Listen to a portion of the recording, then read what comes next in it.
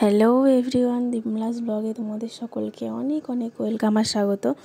তো আজকের দিনটা হচ্ছে ওই অন্নপ্রাশনের ঠিক আগের দিন, 11ই মার্চ।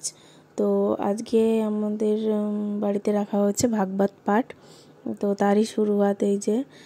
তো ভাবলাম যে অন্নপ্রাশনের আগে একবার ভাগবত পাঠটা দেওয়া যাক, যাতে সব কিছুই ভালোভাবে হয়। তার জন্য এই যে পাঠের আয়োজন করেছি। তো ভেবেছিলাম কালকে দেবো, কিন্তু তারপর আবার ভাবলাম আজকে যেহেতু দ্বাদশী, তো আজকের দিনটা দেওয়াটাই ভালো।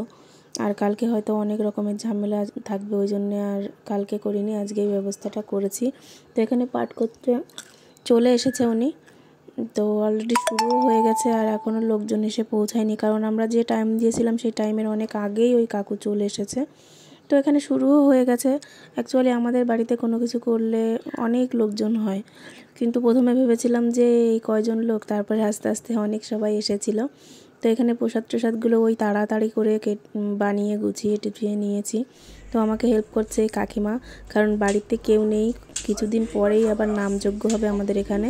তো তাই সবাই কালেকশানে বেরিয়েছে, এবার আস্তে আস্তে সবাই আসছে, কারণ এখনও বিকাল হয়নি। যাতে তার দীর্ঘায়ু কামনা হয় এবং ভক্তের অবসর পায় এবং সে দিনে দিনে যার উন্নতির দিকেই যাবে, তাই বলে। তাই ভক্ত না হলে ভক্ত কত সুন্দর, তাহলে সুন্দরে সুন্দরে মেলে। একটা সুন্দর যদি অল্প হয় আর একটা সুন্দর যদি বেশি হয়, তাহলে কিন্তু মিলবে না।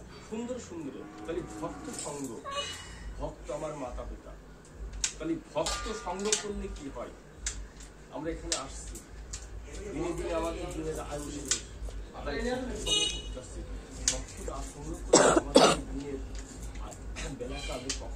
তো এখানে হচ্ছে আমরা অনেক রকমের প্রসাদ দিয়েছি, মোটামুটি যা পেরেছি, জিলাপি, লাড্ডু, তারপরে হচ্ছে তোমার ওই সিন্নি, যেটা আমি করে থাকি বেশিরভাগ, কারণ ঘরে লক্ষ্মীনারায়ণ রয়েছে, বেশিরভাগ বৃহস্পতিবারে এই একটুখানি করি।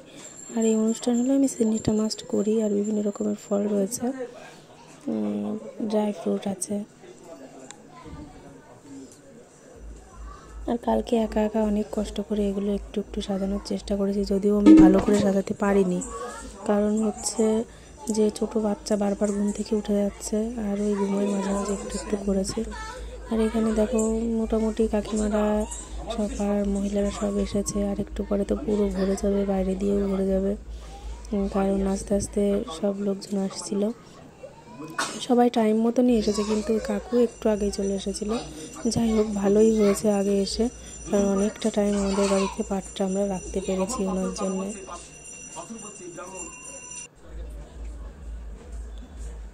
সে যদি সেবা করতে পারে, আর প্রত্যেকের ভক্তদেরই বলি যে সবকিছুই লবণ দিয়ে করবেন, কিন্তু লুচি অনেকে লবণ দেয় না, কখনোই না। তাহলে গোবিন্দ কি লবণ ছাড়া লুচি খাবে? ওই অনেকে বলে। এখানে দেখো ঠাকুমা বসে রয়েছে কোথায়, আর আমার মেয়ে দেখো, বড় মেয়ে এখানে সবাইকে তিলক পরিয়ে দিচ্ছে। সবাই বলছিল যে বাহ, ভালোই তো, সুন্দর করে তিলক পরাতে পারে। অ্যাকচুয়ালি ও পরাতে চাইছিল অনেকক্ষণ ধরেই, তো আমি মানা করছিলাম যে পারবে কি না, তারপরেও দেখলাম না, পেরেছে। অ্যাকচুয়ালি ছোটো থেকে শিক্ষা দিলে সব কিছুই পারবে। আর এখানে বারবার আসছিলাম, দেখছিলাম যে কোনো কিছু ভুল হয়েছে নাকি, যদিও সব কিছু সুসম্পন্নভাবে করা যায় না। তারপরে এই যে প্রায় এখন শেষের দিকে চলে এসেছে, তো কাকুকে ডাক দিলাম যে কাকু, এসে তুমি সিন্নি প্রসাদটা মাখা শুরু করো, কারণ নিবেদন যেহেতু অনেক আগেই হয়ে গেছে। তো প্রসাদগুলো এই যে এখন কাকু সিন্নিটা মেখে নেবে, কলাটা মাখছে, আর মেজো কাকু হচ্ছে বাটিগুলো সাজিয়ে নিচ্ছে, কারণ ওই দিনকের বিকালেই আবার আরেকটা বাড়িতে তোমার পাঠ ছিল, সেখানে সবাই যাওয়ার চেষ্টা করছিল। তো ওই কারণের জন্যে আগেই একটু আমাদের বাড়িতে শেষ করে দিল অনুষ্ঠান।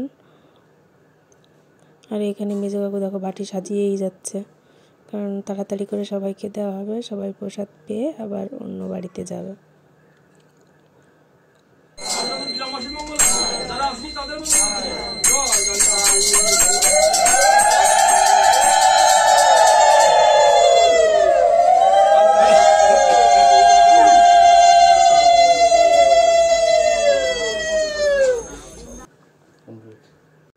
তো এখন হচ্ছে যে প্রসাদ দেওয়া শুরু হয়ে গেছে। তো সবার কাছে একটাই অনুরোধ যে আমাদের মেয়েকে সবাই আশীর্বাদ করবে, ও যেন জীবনে অনেক বড় হয়, ভালো হয়, প্রতিষ্ঠিত হয়। তো আজকের ভিডিওটা এই পর্যন্তই। আর এই দেখো সিন্নিও প্রায় মাখা হয়ে গেছে। তো সবাই ভালো থাকবে, সুস্থ থাকবে।